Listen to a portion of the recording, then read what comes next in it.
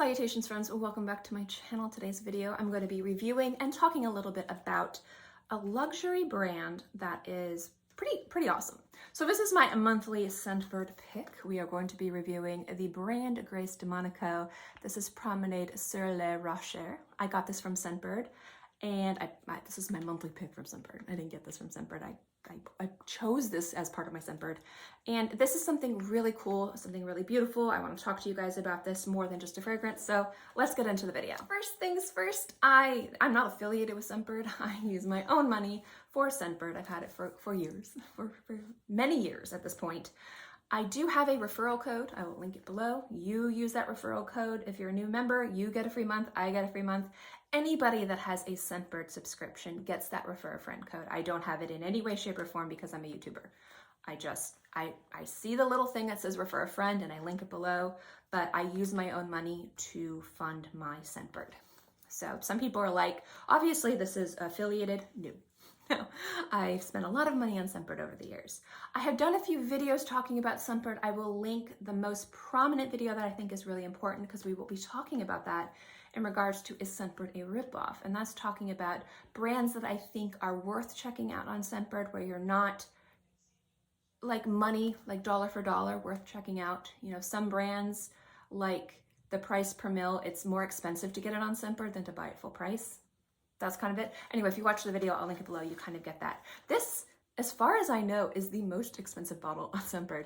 So this for 30 ml is $560. So that comes out to, for the 8 ml that you get from Scentbird, if you were to price it full retail price, it's $145. Grace de Monaco is basically like a new brand, and it's a charitable brand. This fragrance is obviously inspired and done to pay tribute to Grace Kelly. I will read this video. I'm gonna read this for you guys. I can't say words. Hi, this is first time tuning in. I'm so sorry. So, Promenade Sur Le Rocher, and if you guys don't know, I can't pronounce French. My mouth, my tongue doesn't move properly in my mouth to pronounce French right. I'm just not very good at it. So I try, and if I fail, I'm sorry. Promenade Sur Le Rocher is a bold and passionate fragrance inspired by American icon Grace Kelly, while capturing the essence of the modern French Riviera. A pure celebration with radiant floral top notes that evolve elegantly on skin to become a more sensual fragrance with a touch of warmth. So, I've worn this about 4 or 5 times. I love it. And aside from the expensive price point, I've considered buying a bottle of this. Like I love it. It's really gorgeous. But what I want to do is I want to talk to you guys about this fragrance and why I love it so much.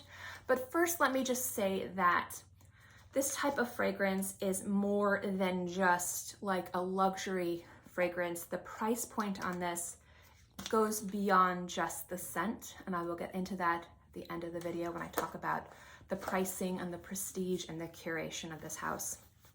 So this fragrance really focuses on rose, specifically Turkish and Bulgarian rose. You have some beautiful white florals. There's woods in there, bergamot at the opening, and I really love the kind of like amber in there.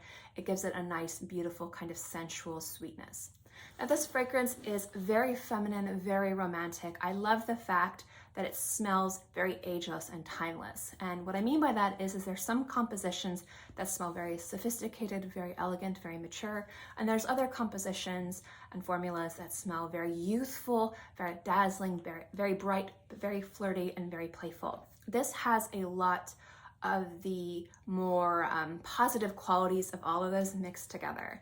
And I really like how it's like ambery and beautiful and soft and sensual, but it has a light playfulness from the florals, and I love that it really centers on these gorgeous roses.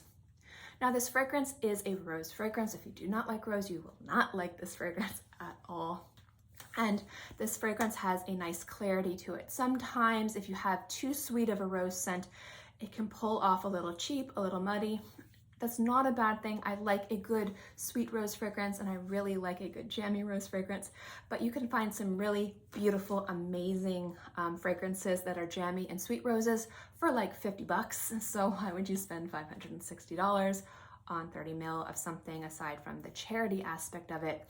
but what I like about this fragrance is everything is deliberate. It smells elevated and high-end and beautiful and timeless and iconic and classic. And what I like is that it's really focusing on these beautiful roses, this sweet warmth, there's a little bit of woods in there, there's brightness in the opening, and it has a gorgeous clarity to it while still being very gorgeous and rich and sensual.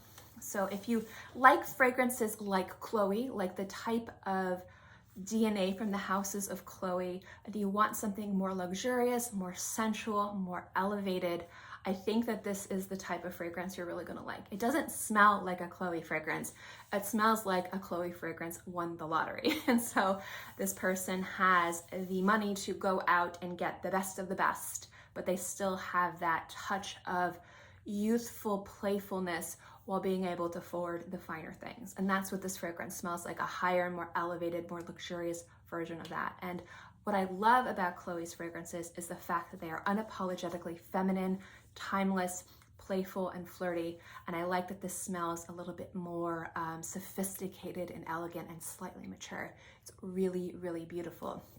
It opens on the skin more on the bouquet of flowers, slightly musky, a little soapy on the skin, just in the opening actually. And I think that's the bergamot kind of pairing with the woods and the white florals. And as you wear it on the skin, it becomes a little bit warmer, a little bit sweeter, a little bit softer, and the roses really come into play and really bloom and open and blossom on the skin. As you wear this fragrance, it becomes warmer and a little bit more sensual, obviously, like the little blurb said, and I just think that that perfectly describes it.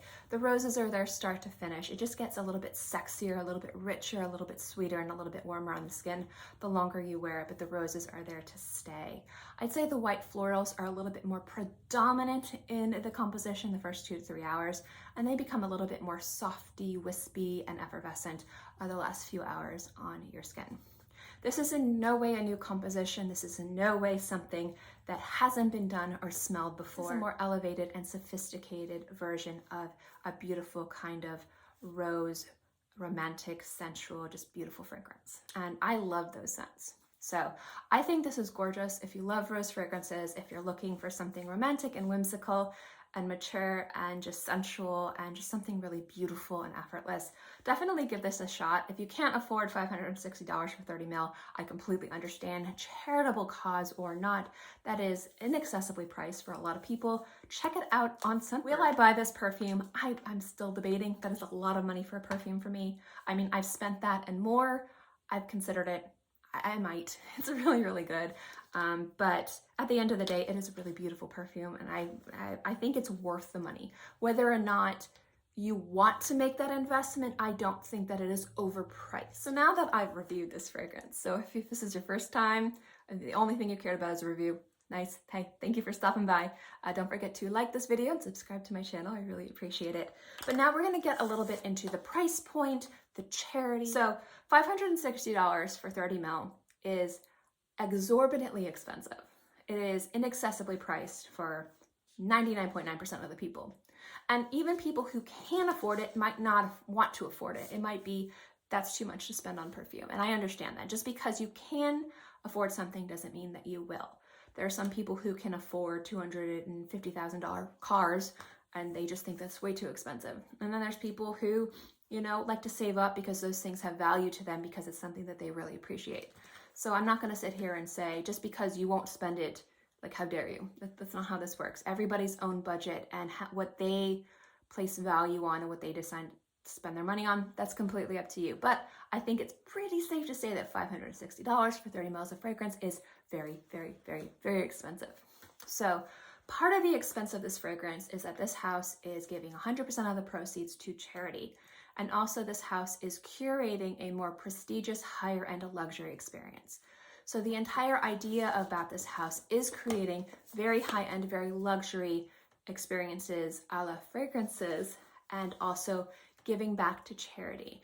Now I'm going to be speculating on what I think the reasons why are, but I am going to include some articles and link the brand below if you would like to do your own research and check it out.